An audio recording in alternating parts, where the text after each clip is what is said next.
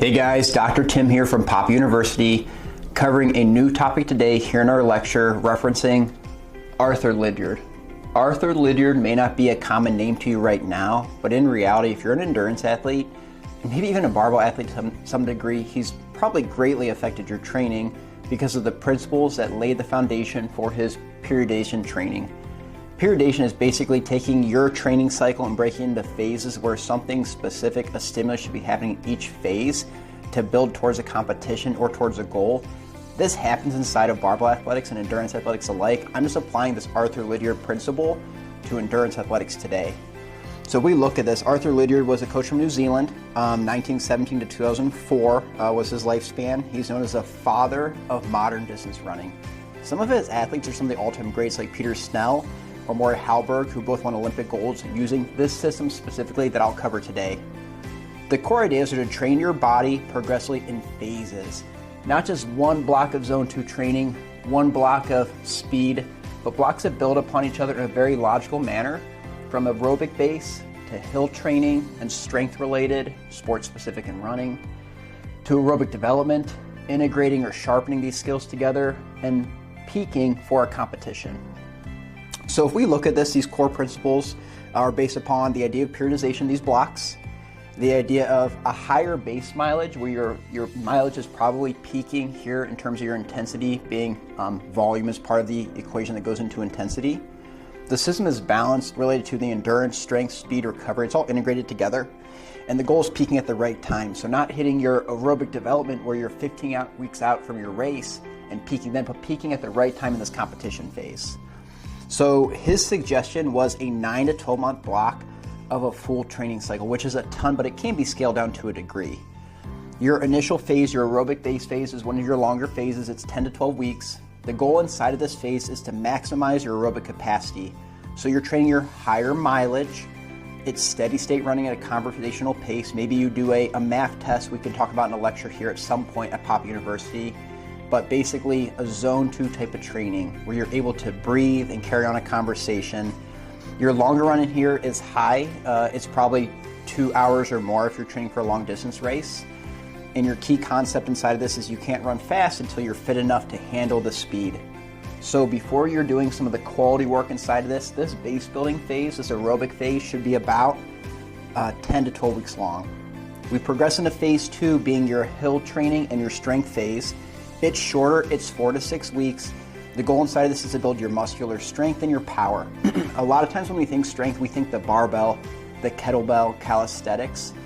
Arthur Lydiard basically used running as a strengthening drill by using hills. I've heard hills called secret speed work by one of my clients, and I so agree with them. Secret speed work, secret strength work, strengthening inside of the form that is running.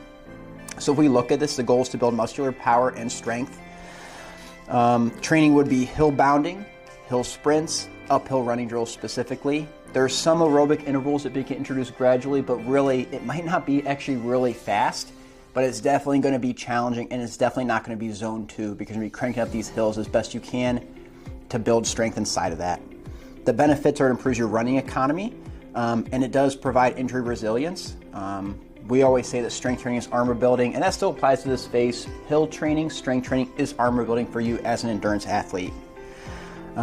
Your next phase, or phase 3, is the aerobic development phase. It's 4 to 6 weeks. The goal is to sharpen your VO2 max and start to build some speed. The training principles include an interval work, 400 meters to 1600 meter repeats, usually at a 5K to 10K pace. That can be more specific and related to people who are trying to build for an endurance event, obviously, so you can extrapolate it to a degree here, but those themes remain true.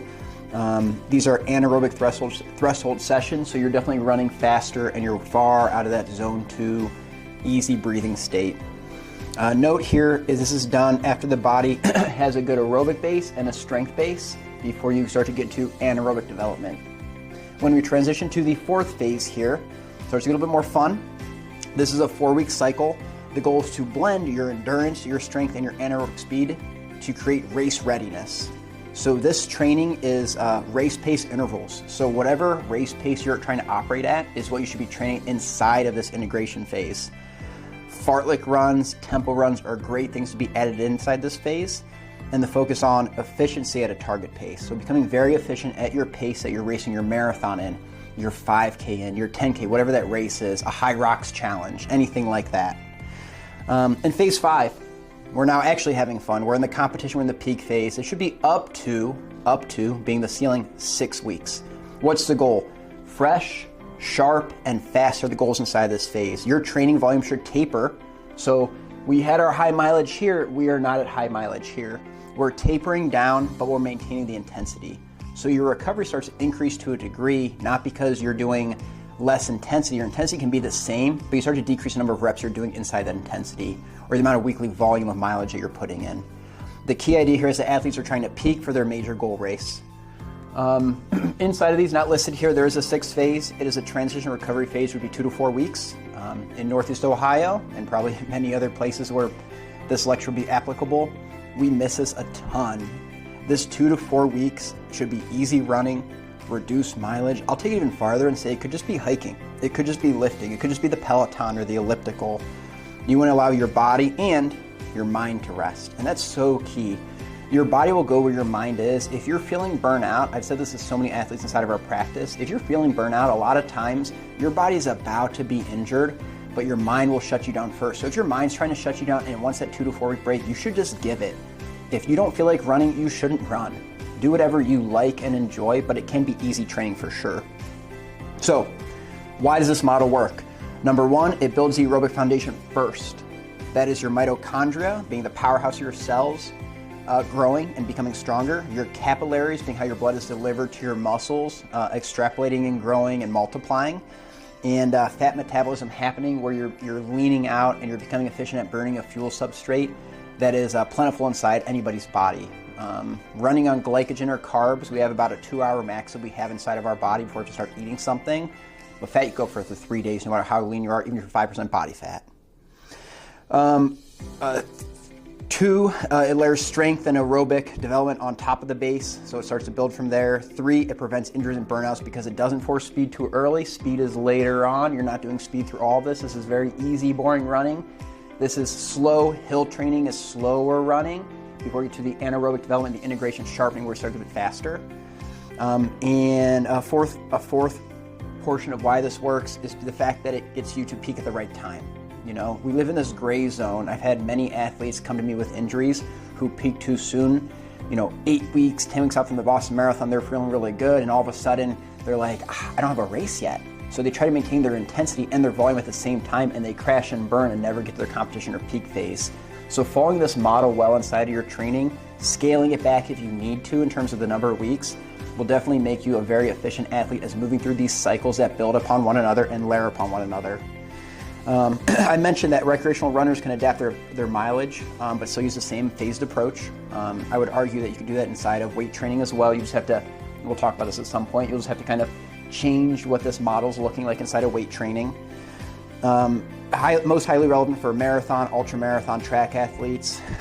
If I just gave you some practical takeaways, I would say don't chase speed before fitness. So you are building your fitness first. Speed will come, but don't chase it too early, guys, inside of your training cycle.